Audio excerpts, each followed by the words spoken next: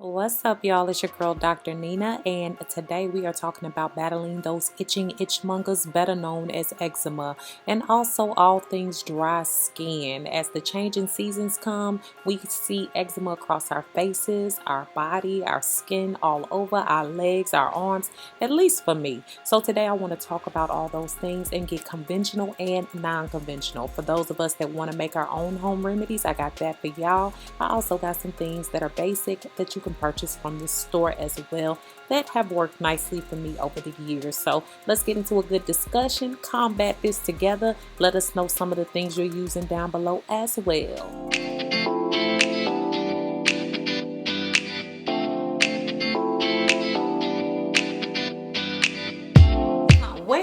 My hot girl summer is almost coming to a close, and it's time for my fairy itch godmother to come on down and hit me with that heat. That raggedy chick come in like a storm, leaving itch tracks wherever she lands. Y'all know her name, eczema.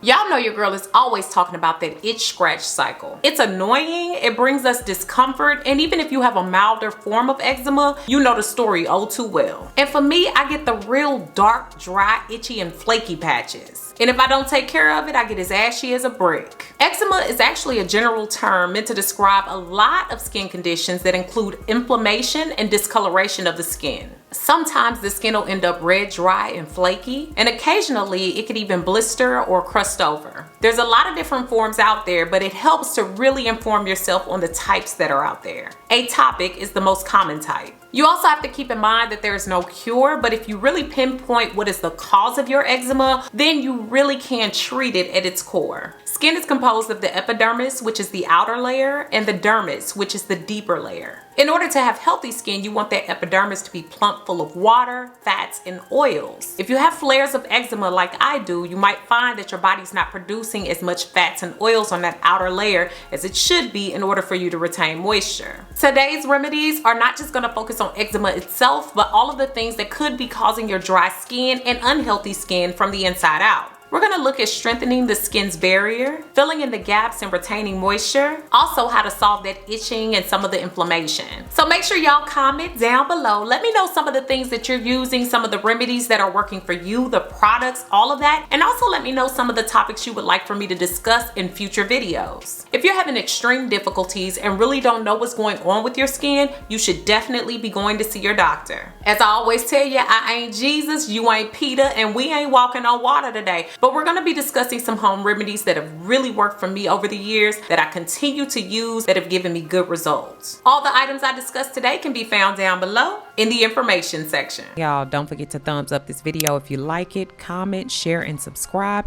And also click on those notification bells so you can know when I upload on Thursdays and Sundays. Make sure you also check out my Now That's Life podcast, which is now live, and you can check it out on all your major podcasting platforms. Links to my podcast can be found down below in the information section. In New Jersey, I hope y'all gonna come out and meet your girl, because I will be at the Natural Hair and Beauty Expo taking place in New Jersey Saturday, September 28th and Sunday, September 29th. I'm looking forward to seeing you guys. Get your tickets and information at njhairexpo.com or at the links below in the description box. So a lot of these I've used across my body, on my face, my hands, my legs, my feet, my everywhere. Of course, I'm not suggesting that you use all of these things at once, but I give you a lot of different remedies so you have different things to choose from and try out over time. And remember, with any skin changes or things that you're implementing that are new, you usually want to give your body 6 months to adjust and figure it out. Pick and choose and figure out what works best for your body. When I first started getting itchy, dry, and flaky patches, I figured out something. My bathing and showering games certainly weren't on point. Believe it or not, bathing and showering are a big part of eczema treatment. Remember, that outer layer of skin is not getting the moisture and functioning like it should. For some, washing way too often can dry out the skin and cause eczema to act up even more. These things usually happen for me when I was showering or bathing in water that was too hot or too cold, using the wrong soap, not moisturizing immediately after bathing or showering, and bathing and showering way too frequently. The National Eczema Association, yes, there is such a thing, and I've linked it down below for y'all. They recommend that adults bathe or shower at least once a day using lukewarm water. All y'all out there boiling boiling yourselves, you might be boiling yourself dry. That's why you're getting the itchy and flaky dry patches. Check them temperatures. Realistically, I'm in the shower about 5 to 10 minutes. However, I try to cut it down as close to 5 minutes as I possibly can. Avoid overly scrubbing your skin. Use gentle cleansers instead of soap. Y'all know I love me some Castile soap or some black soap. Try using a gentle, no lather, fragrance-free cleanser. Avoid products that have a lot of rough particles in them for exfoliation because those can further irritate your skin or those dry patches. I only use the best in razors that are clean and sharp, and I never shave over any affected areas. I also always use shaving cream or conditioner when I'm shaving. Keep in mind, no matter what you're washing off, a long hot shower is definitely going to wreak havoc on your skin, especially if you have eczema. I tend to make sure that I temperature gauge at all times. If I can see steam all over my shower, or if I can't see my hand in front of me because the steam is so thick, I need to turn that dial back and only get to that lukewarm area. I definitely towel block my skin dry afterwards to keep some of the moisture on my skin. Within 3 minutes of my shower or bathing, I immediately follow up with moisturizer and seal in with an oil. This can help to seal in some of the water or moisture before it evaporates from your shower or bath. And I don't know about y'all, but I can get eczema flares on my hands even. So when I wash my hands, I try to make sure I moisturize, especially if they're feeling a little bit dry to me, to avoid a lot of that eczema breakout on my hands. And while we're speaking about washing, in terms of washing my clothes, when I'm having eczema flares, I definitely switch to a more free and clear type of detergent, like all free and clear. I really like that. Or I even use something lighter like Woolite that has less fragrances and less harsh cleansers in it. Even though I love fabric softener, if I'm finding my skin is irritated, it's got to go. Mainly because the chemicals can sit around on your skin and cause further irritation. Now y'all know your girl love some all healing oils because I do feel like there's so many healing properties in them, but not everybody can use oils. And some of you all have told me that and have asked for some non-oil remedies. So I'm going to start with those, but we are going to go back to those after this. One of my favorites that I've used for years now is vegetable glycerin with distilled water. Pure vegetable glycerin is plant-based. Not only is food grade vegetable glycerin 99% pure, to be specific, food grade vegetable glycerin is 99.7% pure and made of water. And it helps with that inflammation and itchy and dry and flaky skin. What I find is when I'm extra dry and I spray it on, especially while the weather is changing, it acts as a humectant, and not only does it pull in the moisture, but it helps to lock in moisture. And all I gotta do is make a nice little spritzer out of it. I use a 1-to-1 ratio, so whatever amount of glycerin I use the same amount of water. And I just put it in a bottle and I spray away. I literally usually spray that on throughout the day as I get dry. Like if I'm sitting at home, especially when the weather starts to change and I'm drying out, I just spray it on and rub it in almost like I would with any kind of oil or any kind of moisturizer that I would put on my skin, and it works just fine for me. What I also find is that it soothes a lot of the irritation I'm experiencing, especially related to itching, and it calms down that flaky area of skin. So y'all know I love me some aloe vera gel, talk about it in almost all of my skin videos, but it is truly a heaven sent plant. It's common in helping to soothe eczema. It's antibacterial, antimicrobial, it helps to boost the immune system, and it helps with wound healing. I don't know about y'all, but anytime my skin is dry and cracked, it is definitely more susceptible to getting an infection or itching like I got a million mosquito bites. Aloe vera is amazing at soothing those itchy, fiery hell spots on your body. I also find that whenever the skin is broken, it's one of the only things I can put on my body, but be careful with it because it can also sting. Some of you all have told me you can never really find an aloe vera plant. You might have to get it in a bottle, and I get it in the bottle sometimes, but what you want to look for is the least amount of ingredients added into it. I avoid the ones that contain too many preservatives, alcohol, fragrances, or any colors that can irritate my skin. Alcohol and other drying agents often make my eczema flare even worse. So you might want to start with just a little bit, test it out on your skin first, see what's going on with that eczema, and then if it's not irritating it even more, it might be good. My next non-oil one is honey and apple cider vinegar. And y'all know I love this one because I showed it to you guys in my how to get rid of scars and hyperpigmentation video. It's amazing and it's actually quite powerful. Honey is great as an antibacterial and anti-inflammatory agent. And I know for me, whenever I've had a little bit of a wound, especially especially with hidradenitis, as many of you all know I have found that with those wounds that are just a little bit more fresh, I find that it helps to heal those areas when I use it correctly. Apple cider vinegar is more of an astringent and an antiseptic. What I find is whenever that itch is coming on with that eczema, it helps to eliminate a lot of that for me. And some people want to be extra careful with ACV because of the acid in it. It can damage soft tissue even further. I use a flat cotton wipe and I mix the ACV with the honey and I just apply it to the skin or the area that's itching the most. For me, that's indicated by a darkened area of the skin that's a little bit raised and a little bit irritated. I leave that on for about 10 minutes and then rinse, and I do it whenever I think of it, up to 2 to 3 times a day. The weather also highly aggravates my eczema. I avoid strong heat sources and super cold weather. When the weather gets extra cold, it feels real nice to sit up close and cozy to the fireplace or the furnace or even your heater, but it could really be wreaking havoc on your skin and drying it out even further. Any of those blowing dry heat sources on your skin can dehydrate it and further aggravate it, causing it to itch and dry out. I love using a humidifier, and I've had a humidifier around since I was a little girl. It really does put moisture back into the air. Yeah, it can mess with your hair a little bit at night. However, I love the moisture that it puts back into your skin. It helps to replump it out and also keeps it from getting dehydrated, especially when we're hitting those cooler months. Now we can get into those babies, my oils. The first one is to hit up that jojoba. Jojoba is described as not actually an oil, but a liquid wax. It's one of the only ones out there that truly penetrates the skin deeply. And compared to any oil out there, it's the one that's most like sebum, which is produced by our skin already. It's what naturally keeps our skin moisturized. It's incredibly rich and moisturizing for the skin. And while I use it in a lot of my skin products that I like to make, I love using it all alone. What I like to do is take jojoba oil and put it specifically on the areas that are really itchy and inflamed. Anything that's really bothering me or all over my body. Literally, I just rub it on, rub it in real good, and make sure it's penetrated deep into my skin.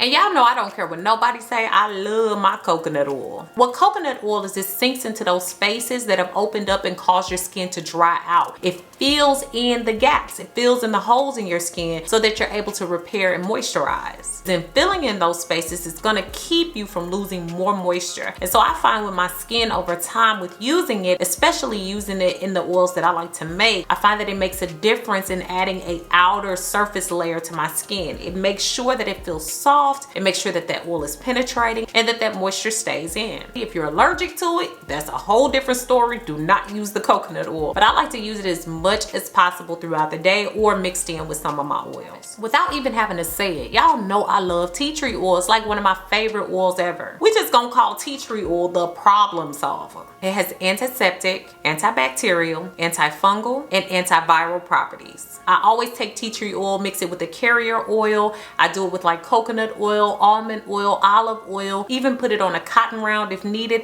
and rub it over the affected area. Or better yet, just rub that all over your body. It just seems to soothe all the itching, the nastiness, the burning, all of that. And you definitely want to make sure it's diluted, especially when your skin is already irritated from eczema. I don't know about y'all, but I already be on fire and I need my skin to cool off. It regenerates skin cells, replaces old skin cells with new skin cells, soothes, cleanses, and tightens the skin, reduces skin irritation and even some of those superficial wounds. And it really helps to reduce the inflammation of the skin when I use it. So now it's time to get into that DIY bomb body butter. Nothing seems to work better for me than an actual excellent body butter. And I know y'all always asking me, Dr. Nina, when you gonna be selling these butters? I ain't finna make it. Babies, I'm gonna be making them for you. I have a few that are coming and on the way. I promise you, give me time to do this right. But for now, this is a variation of one that I've been using for years whenever I have an eczema flare. I start with shea butter. Basically, it's rich and it's thick. It sticks to your body. Many of the healing benefits come from fatty acids, which are wonderful at helping to repair, heal, and soften any damaged skin. Sometimes I add in a little bit of beeswax. This helps to thicken up the butter, especially if your skin gets extra dry. Beeswax is great to add in because it's gonna make this mixture stick to you even more. But I also find that it helps to protect and soften the skin as well. I also use coconut oil, which I talked about the properties of that, and jojoba oil. And y'all know I love a good lavender essential oil. Not only does it have a calming scent, but it also helps to soothe my itchy skin. You definitely need a tin or a jar. In my double boiler, I melt down my jojoba and my beeswax. Once those are all done, I add in the coconut oil and stir that up real nice. I turn down the heat a little bit and I add in shea butter because the shea butter is the easiest to burn. I pour that mixture into my jar or container, and then I add in the drops of the lavender oil and mix it up a little bit more. I place a cover on it and I let it cool, or I place it in the freezer or refrigerator if I want it to cool off quicker. And when it's done, I apply that thing all over my body as I need it. And y'all, this butter has saved my life so many times. It really does help with those itchy, dry patches. Now, you don't have to have all those ingredients in it. It's up to you and what works best for your skin. You can also make some additions as you need. So I just know that this base has worked really well for me in helping my skin stay clear, especially in those cooler months. And y'all know over here we love doing a good oatmeal bath. Oatmeal is known for moisturizing and soothing the skin. It has anti-inflammatory properties and it can help to reduce your discomfort and your itchiness. I take a cup of oatmeal and I use some cheesecloth and tie it into my own little bundle or bath bomb. Real simple, y'all, nothing extra, nothing super over the top. And then I tie an extra long piece of it around the top and hang it from the faucet so all those oatmeal-y benefits get down in that water so that I can bathe in it. I run the water warm. I allow that water to get extra milky and smooth. I sit in it for 10 to 15 minutes and then I pat my body dry and moisturize within 3 minutes of being in there. I know for me it feels amazing. My skin feels good. It's no longer on fire. I absolutely love it and it's one of my favorite things to do when I think of it. So I hope today's video has been informative and helpful and that it helps you with some of those things that you might be battling as this cooler weather comes and eczema seems to act up even more. I know a lot of us deal with eczema year round, but it seems to get even worse when it starts to get cooler outside, so I wanted to get this out there quickly. Make sure that you comment, share this video with someone who can use it, and subscribe. Thanks so much for watching, guys. Beautiful brown baby doll.